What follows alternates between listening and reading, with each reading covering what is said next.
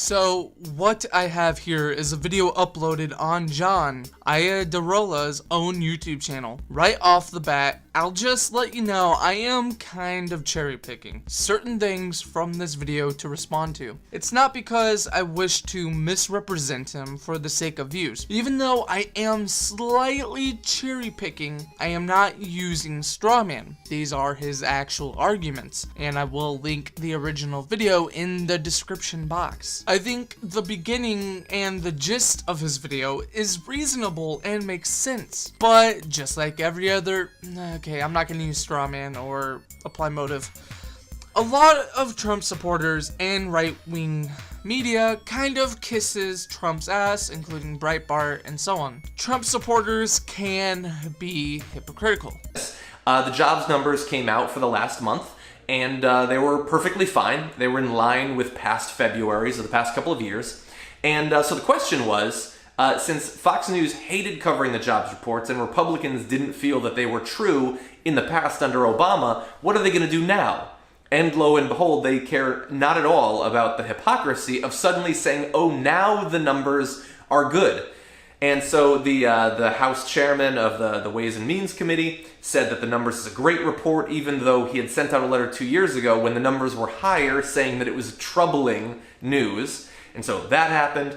And then, of course, you have Donald Trump. Now, he has publicly called these jobs reports fake news in the past, saying that they are made-up statistics, they don't mean anything.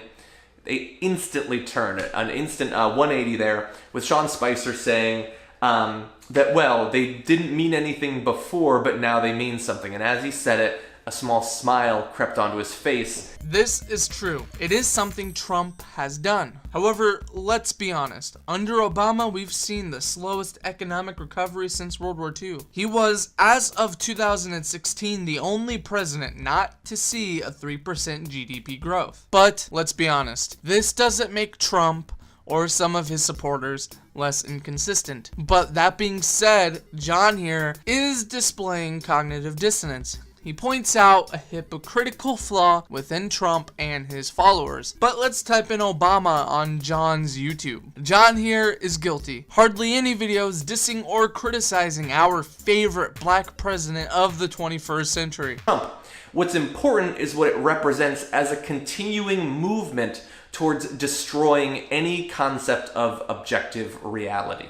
This is something that I've been talking about. I wish more people were talking about it, because although it's a little bit esoteric, it's a little bit high concept, it's a little bit in the clouds, it is incredibly important that people understand what's going on here.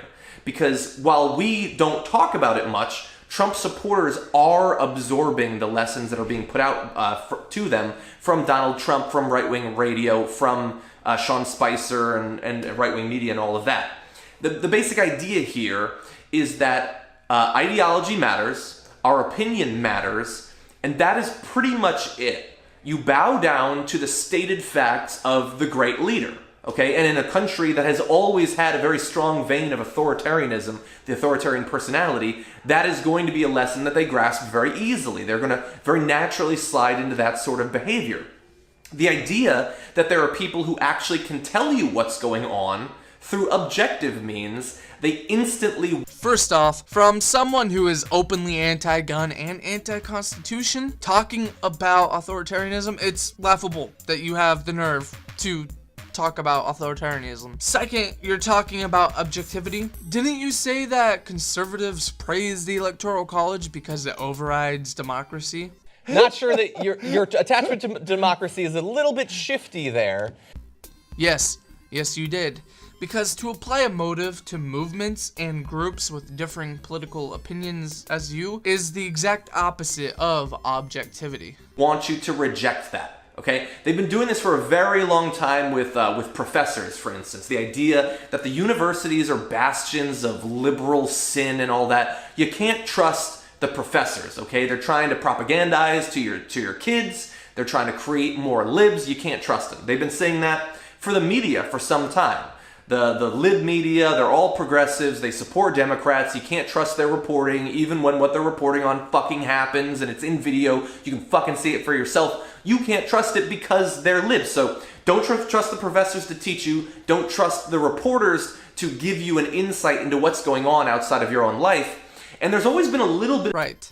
Because it's so rare to find left-wing professors that indoctrinize students. Nope, doesn't exist, and the media is definitely not biased and left-wing. Dude, what rock are you living under? Part of why Trump won was because of media bias and the safe space snowflake culture on college campuses. The anti-science aspect to it too, and that's even stronger now. You can't trust the scientists, you can't trust the scientific method, okay? If I say... Who has said this? Name one respectable person, please. Oh gosh, guys, you know, them right-wingers are anti-science. Yep, they are running around with signs that read, "You don't need no science when you have Jesus." Remember, this guy talks about being objective while making a subjective statement 1 minute later. So much of this, and here's why it's important, okay? This isn't just about fucking rhetoric. This is about the future of our country and what we're going to need to do to take it back.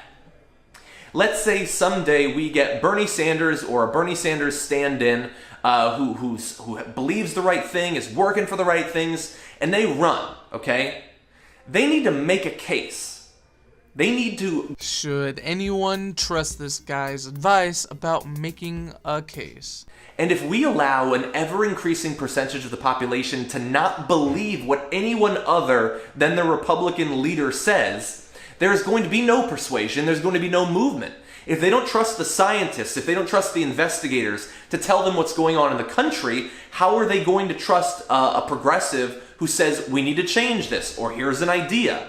They're not going to trust us because they've been told not to believe their lying eyes. Okay. The cringe is real. How are us progressives going to win when Republicans don't accept everything they are told by mainstream media? This video is so one note. John is such a great example of how to start out strong and finish weak. Let's start out with a solid point about objectivity, then make it clear I'm operating on subjectivity by stating right-wingers are anti-science and that they hate scientists and don't believe in the scientific method. First off, excluding the push that man-made climate change will doom us all, what do Republicans do or say that is anti-science? Or are you talking out of your ass? Let's see. Ron Paul graduated with a bachelor's degree in biology and later with a Doctor of Medicine degree from Duke. Rand Paul also graduated from the Duke University School of Medicine and practices something I cannot pronounce. He literally cures the blind, though. I should probably say that. Ben Carson is a frickin' surgeon. He separated conjoined twins. And Thomas Massey earned a bachelor's degree in electrical engineering